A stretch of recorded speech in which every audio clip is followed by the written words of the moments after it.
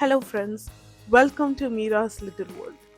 Today's recipe is Masala Puffed Rice. So let's get started.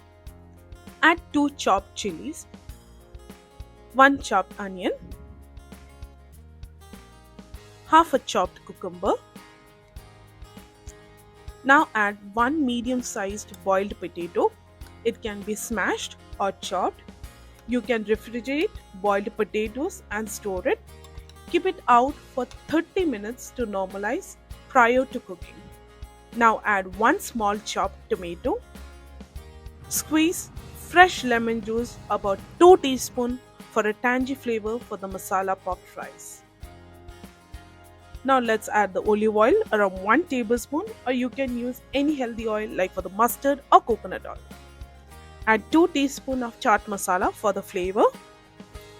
Now add pink salt or black salt according to your taste and give it a good mixture all together. If you're first time in our channel, please do subscribe.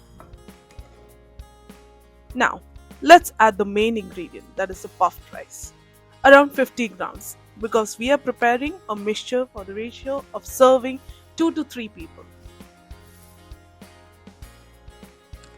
Now let's add 3 tablespoons of Bhujia, a mixture of potato chips, whichever is available at your home for a crunch. Add chopped coriander leaves, around 1 tablespoon. Now let's mix all the ingredients together well. It is a good, healthy and tasty snack and can have it by all the age groups. Your masala puffed rice is getting ready to serve. You should have it immediately before you lose its crunchiness. It is a very famous snack in northeastern India and it is called as jhalmuri. Garnish it with your favorite roasted nuts and coriander leaves.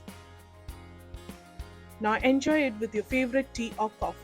If you like the video, please give a thumbs up and subscribe our channel and press the bell icon to get the notification on time.